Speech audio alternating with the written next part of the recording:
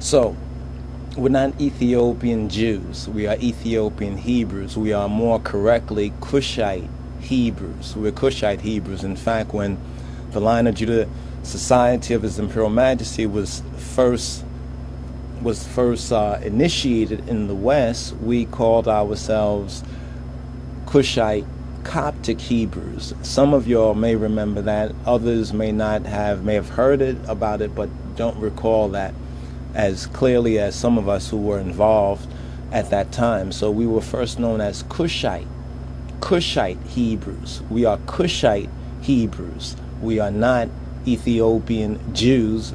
More correctly, for this modern day logistic sense of modern day way of thinking, we are Ethiopian Hebrews.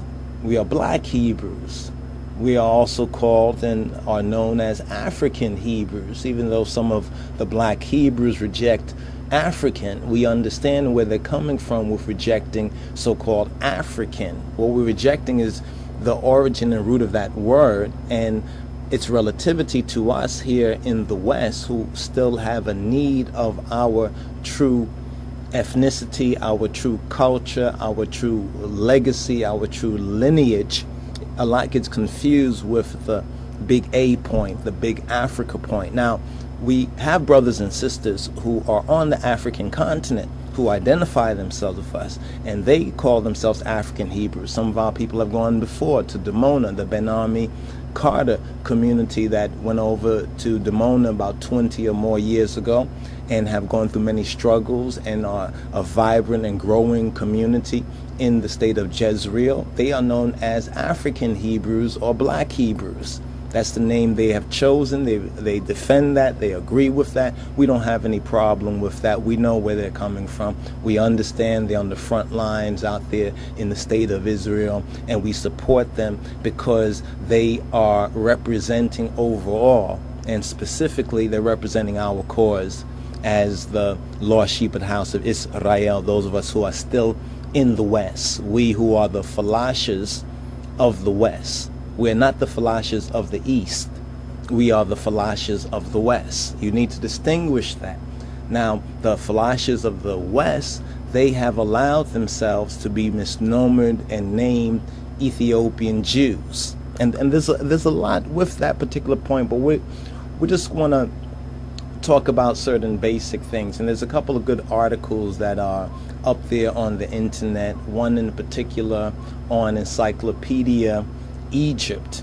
Some of y'all may have seen it. It's called No Such Things as Ethiopian Jews Exist. The Bible word is not Ethiopian, the Hebrew Bible word, speaking of the Masoretic, but it's Kushim. In translation, it's Kushite. It's Kushim or it's Kushite.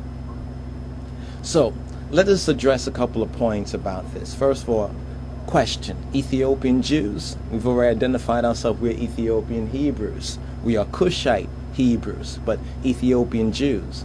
Israelites meets Ethiopians. Before Abraham was born, before the prophet Abraham or Abram was born, people were scattered from the Tower of Babel out of the so-called Middle East region and into Africa, into Europe, deeper into Asia, and the rest of the world.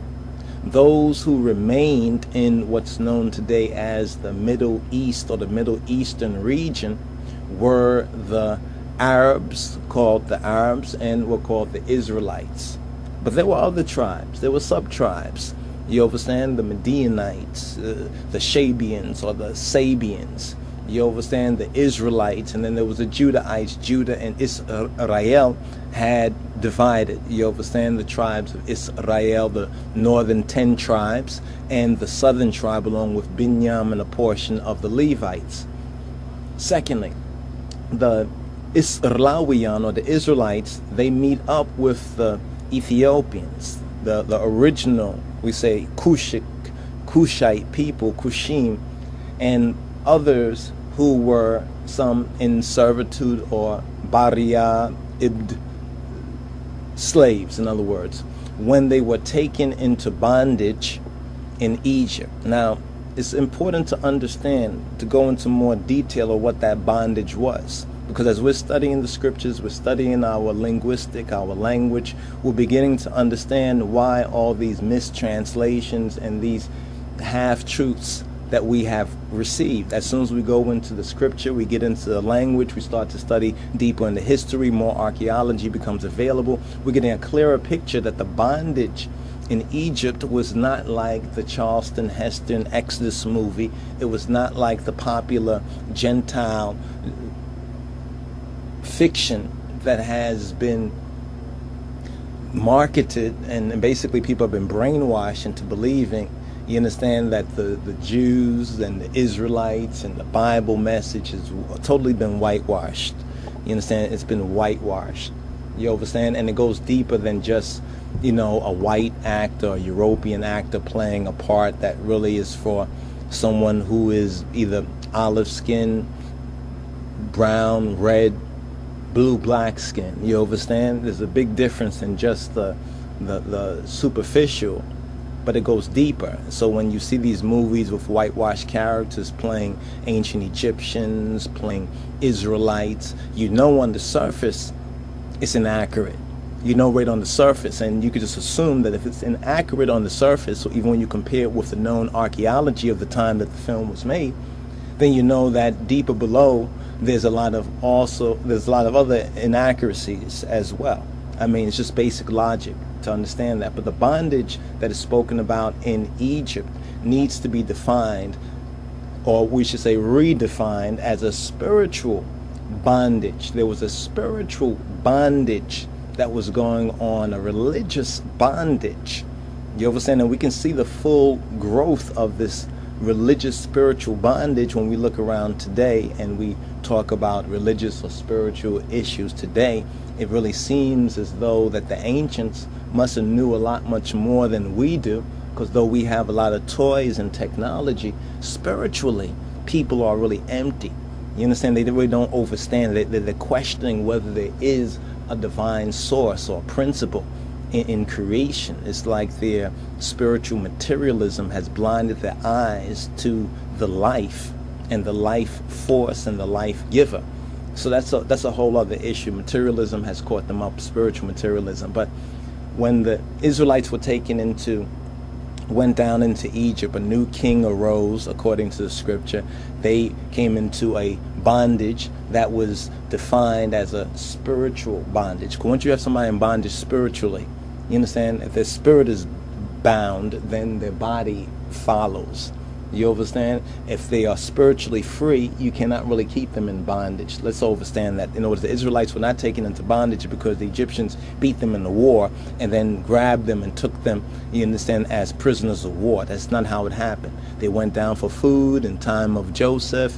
While Joseph lived, things was well for them. A new king arose in Egypt. This is clearly what Orit Za'at says, clearly what Shemot, or the book of Exodus, outlines and says. All right? Now, when the Israelites came out of Egypt, when they exodus out of Egypt, the other so-called slaves, or those who also were in bondage, or the strangers, or what the Bible in the King James Version describes as a mixed multitude. A mixed multitude. They came out with a mixed multitude, also came out with Musa and with the Degik Israel, the Beit Israel, and traveled with them for 40 years in the wilderness. So for about 40 years. So we have a mixed multitude. We have the Israelites. I'm speaking of the physical blood, racial, ethnic lineage, as well as other strangers, former slaves, mixed multitude that came out with them. The Bible describes it. So when it gives a number, when we start to get certain numbers, like in the book of Numbers and other areas of the scripture, for the number of the Israelites, you have to remember that there was a lot of other people. You understand? They also came along with them. Whenever any of these individuals became prominent in our history, They are always noted as being Israelites, but then it says they were the son or daughter of such and such and such. And when you look into the genealogy and lineage, you find out that some of these people who they were descended from were not any of the 12 tribes. So they was not direct descendants, but they basically made themselves family over time with ones and ones. All right? So now here's an interesting map right here, just to understand that the blonde here, the blue eyes, you understand, northward in Europe, where you see the arrow, Europe, and these are the Aryans, the Anglo, the Saxons. So we're not Ethiopian Jews, we are Ethiopian Hebrews. We are more correctly Cushite Hebrews. We're Cushite Hebrews, in fact.